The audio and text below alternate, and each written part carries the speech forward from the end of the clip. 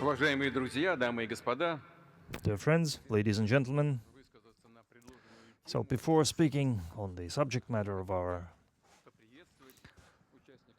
meeting, I would like to greet the participants of this plenary session of the Eurasian Economic Forum and thank President Tokayev here for this forum of today's work, for organizing this useful and valuable event and discussion. It's very important that this forum allows state officials and members of the business community and the society to work key initiatives to deepen and widen the integration that brings real benefits to every member state of the Eurasian Economic Union. It boosts economic growth and increases the living standards and the well-being of the population. This time, the focus of our attention is on high technology, digitalization and artificial intelligence. A lot has been done in these areas in Eurosec. We use common data exchange standards for trade operations. We have unified the digital commerce rules. We use electronic navigation seals. And we have a unified system for the labor markets. As for artificial intelligence, this is something new but very promising sphere of interaction.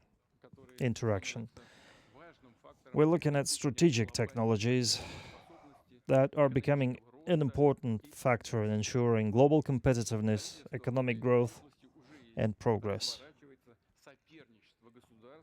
Leadership in this area is already hotly contested among states and transnational corporations.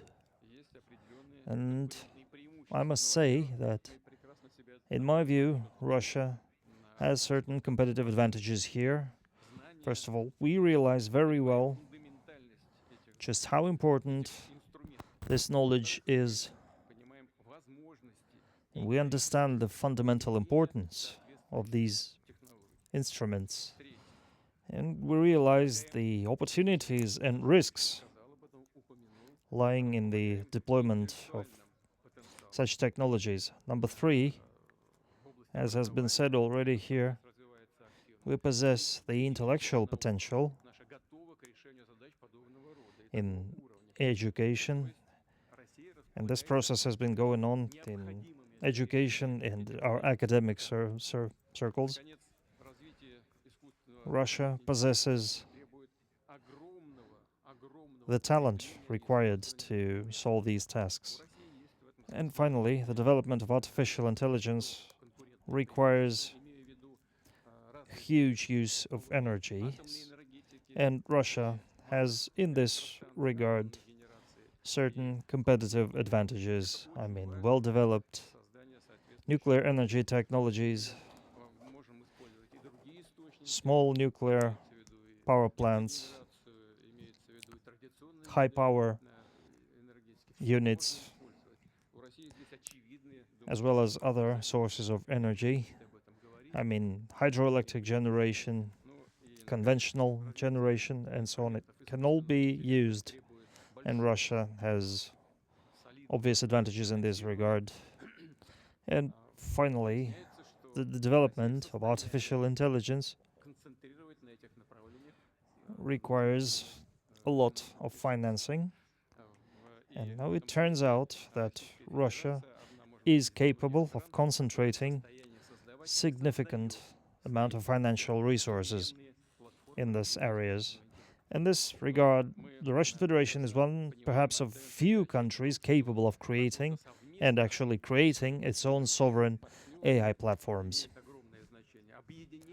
But we understand very well and we realize that joining forces with our friends and partners is of utmost importance. Uniting efforts can have a colossal effect on the end result, if I'm allowed to say so.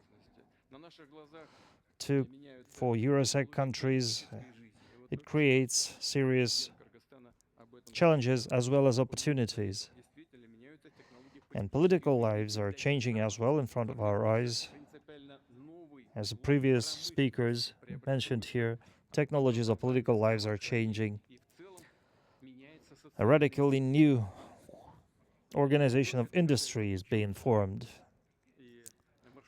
The same applies to the social sphere, education, and manufacturing. And it's not only about accounting and healthcare routing. It applies to the very way of making decisions. In healthcare and in fighting certain diseases, the labor market is being reformed. There's a situation when millions of people are about to lose their jobs or will be forced to change their areas of employment. Whole professions might go extinct, replaced, when humans will be replaced by artificial intelligence. A number of areas related to automation, preparing and analyzing documents, writing code, AI is already replacing junior specialists. And in the near future, it looks well poised to replace middle personnel. This process is irreversible and inevitable. Progress is not standing still,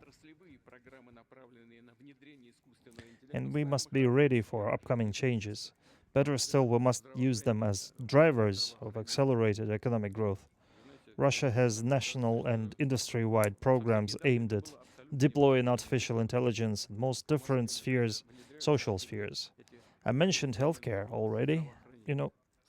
Just recently it seemed absolutely impossible, unfeasible, but right now Moscow is actively introducing AI instruments in healthcare. When ambulance comes to responding to a call, while the patient is being transferred to hospital, his or her entire medical file is being uploaded, what tools were used in their treatment, what were efficient and what were not. The moment a patient arrives in a hospital, the entire treatment therapy is already there. That changes the very base of healthcare services. And not only there, but in other areas as well, the same intensive work is going on. And I repeat once again, it's very important to unite efforts in this regard, implementing best practices and scaling them out. We have initiated an international alliance in artificial intelligence. We have established an international conference on optimizing compute. These structures unite academic and business circles from many countries. We also suggest hosting a meeting in Russia next year, a summit meeting on artificial intelligence, with the goal of discussing the development of sovereign AI models, shaping an interconnected infrastructure and energy facilities, and adapting AI technologies for local needs. I just briefly singled out our approaches to working with AI. Of course, this is a multifaceted matter that requires very complex consideration on international areas as well. Thank you very much.